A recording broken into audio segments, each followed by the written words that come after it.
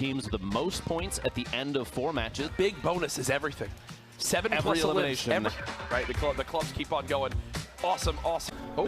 The setup is incredible that they're sitting at. It's similar to the previous ones too, so it doesn't, you know, the feeling doesn't change from competition to competition. Yep. Which I think gives competitive players an opportunity to really dig in. But Jack, it's time for game 1. It's time for game 1, brother. Let's get into it, baby. These stacked lobbies, they're all good to go. We are live from TwitchCon.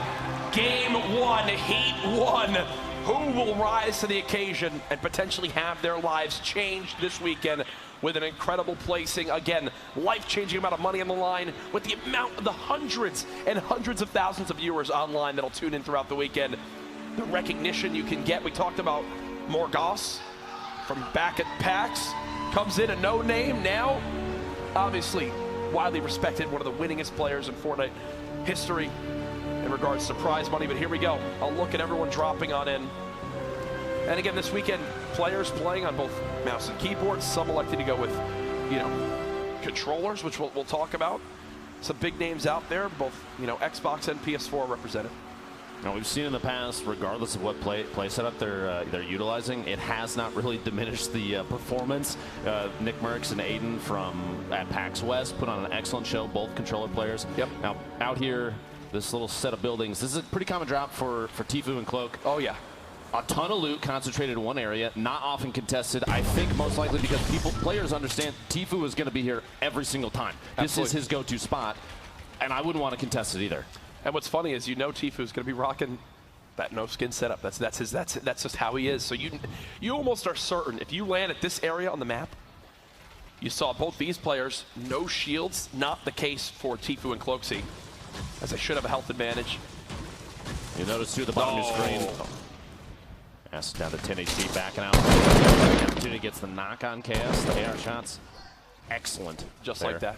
Capitalizing. I mean, this is their drop zone, which is why Cookie, I think, is taking the opportunity to push over a little bit to the left. They're focusing on just one player because Novi is up there now pushing in towards the tennis courts, but they're so distant from each other that if one knockdown happens, you can almost guarantee that's going to be elimination. And again, you can see how scrappy the loot is at the start of these games. Still 92 players remaining as well. Noobtra, the big 60 tag, and that should be the note to just go for Novi as they're going to begin to push on forward. You see immediately the opposing player, that's Cookie Monster, has to fall back and try to protect Vic Vicious, and she's just stuck down in the box. Cookie Monster now surrounded. Vic Vicious, one shot as well. Doesn't look like a good ending here. And tough spot to be there. The kind of the split turned into an opportunity to take advantage of you know, that low HP situation. Like you said, as soon as the 60 tag came out, teammate called it out. Now it's the time to push because you know that is almost a guaranteed knockdown. 100%. And now with the first zone beginning to close, it's all so low. The FPS is left. So now Kayun might be able to just run out unscathed. It looks like he has actually no idea. To gatekeep right now. Oh, this is brilliant. This is brilliant. Hello, friend. There's the shots. Only connects twice. There's still a chance here for Kayun. That's a huge tag for 46 damage. The zone now there as well. It's only ticking for 1. Look at the material count, though, Lupo. Down to just 27 metal, 14 brick, a well-placed floor, 12 HP. The elimination. The FPS will live to see another day. Closer towards retail row for now, and here's our scoreboard. So Noobtra and Novi, the only team thus far with 3 eliminations between the two of them, which is 1 point. So they're in an excellent position right now. Both carrying at least a bit of shield. Maybe not at the state where they feel comfortable taking an engagement. Not looking like Cloak and Tfue. 2 eliminations there, full health, full shield, just on the spot. Each game, it winds up $10,000 on the line between these zones. You also wind up having a situation where if it's tied with eliminations, or if nobody gets an elim, then the money carries on to the next game and then doubles. So the next game it could be 20,000. Exactly, and it could keep going. If it happens again, then 30,000. Yes. Each game, if the Make a Raid bonus is not obtained, it rolls over to the next game. And it looks like we've already had an elimination come on in here as Megan and Mitro just gonna try to heal on up.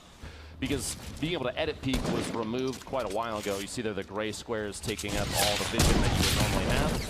Instead, they can kind of just do a quick reset. The shots trading back and forth there. Giganza looks like he's knocked down, which means Villix has to take an opportunity here. Sneak some shots. He's trying to edit his way out, but couldn't quite get it. Kevlar and Bluehawk. Jeez. securing. Look at it's just apparently it's like chug jugs just everywhere that are on the ground. I got minis on me. You hear that? Minis on me. Chug jug. I'm popping all these. Chug jugs they're a double-edged sword because late game this rotation is going to be rough already. Frankie getting tagged up. Johan just behind. Here comes the zone. The storm now closing. This is tough. Only 170 brick left for God. And there you go. The glide comes on in. 1 minute left on the Mega Raid bonus. Looks like he's going to swoop directly in on a team that almost had no idea that he was there, but gets caught off guard by a quick 180 shotgun. Quick couple limbs in. You see the fist bump coming on out. Icy and Okrit are there as well. The storm closing. Still, we had 66 players, now down to 59 with this one zone, and this is where the game begins to collapse quite quickly. Icy trying to move on through. You see Okrit getting tagged from up top. He's trying to build himself roofs. I believe this is still Tfue and Cloaksy. The stinks, absolutely great to force your opponent out of position. As again, they're inching on in. Now they're going to begin to build their one-by-ones, claim their territory. That's a great use of the pyramid to block the opposing player's build that was just below. He doesn't want the player to be able to edit out that floor, so they pyramid above it to give that extra bit of protection. Ooh. Can do with this weapon. Ooh, just barely misses that shot. The team rotating. Now the Make It Rain bonus area did just end. We'll have updates for you guys at the end of the game of who winds up taking that home, or if someone winds up taking it home. Yes, that is very key. If two teams tied on elimination count, they're going to roll over to the next game. Tfue gets a shot there on Flowers, gets the elimination. Absolutely 3 for this squad. That should be a point now for Tfue and Cloaksy. They are on the board. Remember, Cloak got those first 2 eliminations. It's now, I believe it's almost time for them to go. Now that heavy sniper is more than just the utility for getting eliminations at range. You'll see if we get to the late game and Tfue is built up directly next to someone, they'll use it as a breaching tool too, because it will one-shot any surface that a player builds up. Now, there's that Cloak. The Tfue and Cloak are going to go for the deploy on the glider there, try and get immediate height advantage in the team underneath. These guys are, they always, I feel like, have a top-down view of everybody. But big this time, shots on Tfue. He just got rocked right there. Going to go ahead and pop these minis and the slurp. In the past, they could just, Tfue and Cloak, if they feel like they're going to get shot down, maybe somebody's going to get the height advantage on them, they could just jump off and glide away. Yep. This is that high ground. Actually, Tfue and Cloak are split. They have Okrit is stacked between them in the tower that they're in. I'm assuming Crit's teammate is down below at the very bottom. But see, Cloak still has a rift to go, so I'm wondering if they use the rift to go right now to get, easy rotations. It looks like they're going to try to farm a limbs right here. Some great tags, players beginning to glide. Everyone now soaring through the air as it's an all-out race for this next zone. Waiting, dropping down right at the perfect time. Now Cloaksy on the ground, looks to try to claim one area as his own. This is where the lobbies begin to drop quick. Take a look at that player number on the right side of your screen. Still 30 seconds on this rotation. Nice now down. Ashton now down. You see Bartonologist has been eliminated. The lobby beginning to drop like flies as everyone has begun an all-out assault, Lupo, and this is honestly how you expect it to go. Now the travel distance in the zone was so far that no one had an opportunity to drop straight into the next safe zone and build up. Everyone was forced into a fight there. The player count still going down. Everyone is still moving. You can see in the top left of the screen for a moment there. People still stuck outside the zone. Tfue and Cloak trying to make their way inside, building up just each layer one at a time, and even a window there in case they need to cover each other through the layers. Just trying to take as many shots as they can. This 8 damage zone. This 8 damage zone. Multiple players going down to the zone. You see your feed there. Mr. Gubber gets a double there. General Vicaros goes down. And look, only 20 players left now. Tfue gets the knock onto Mars. A great shot from Mitro, who had one of the best plays. You see 5 eliminations, and now everyone gets brought up by the rift to go, and this will completely change it. They're going to try to just slowly float on down, ride this zone on over. You see Mitro, he's scanning the ground right now. Where's my best place? Where can I land and begin to secure some sort of area and solid footing? 5 elims from Mitro himself. The only risk right now with a slow drop is if players down there secure a little box for themselves and look up, they can take shots on a lot of these players that are just floating in. Cloak and Tfue landing on top of each other. And that's that beautiful communication. Think of that call out, right? Like, look at all the little builds there are. They know exactly which box they want to land on in. 16 players left. We're now moving towards when the bonus points come in for those top placings. Remember, 4th and 5th place, you get a point. 2nd or 3rd, you get 2 points. First, the victory royale, 3 points. Everyone has that on their mind. 12 players remaining. Cloaksy now knocked. Tfue with a quick shot of the heavy. Will look for the elimination himself.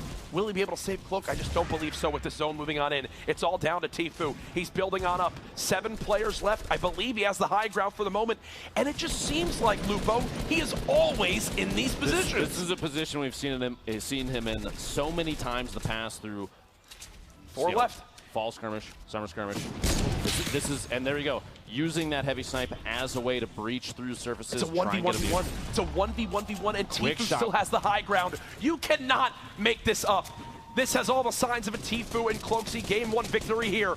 Oh, I thought he was about to fall on down, but no, doesn't seem the case. Remember, all these players still left have each earned 2 points automatically for their top 3 placing. But who will get the extra point for the victory royale? The zone moving on in. Only 29 health for Mitro. This zone will chunk him on down. There's the quick shot from Hero. The double barrel's so good. 1v1. Tfue looks like he's ready for the heal. It's not going to come on in. Tfue blocked by the tree. But Hero gets dropped by the storm, and just like that, later we have a winner. That's how crazy the ending zones are. Here it is again. Hero was so low. You saw Tfue popping those bandages. He got absolutely rocked by that double barrel, but he got the bandage off in time, didn't get ticked by the storm, and there's the celebration from Tfue. And these were the final moments again. On the high ground, gives him the ability to decide to drop on down when the time comes. I think he follows up this launch pad with one of his own. So well done. The timing of that, he knows now, hey, I automatically got the high ground if I wait. Floats on it. He's like, yes, please, go ahead, fight, fight, fight. You guys go. When one of them happens, pops the bandage. It's just not enough damage from that double barrel, and the victory comes on in. The victory royale. So he had 3. We know Cloaksy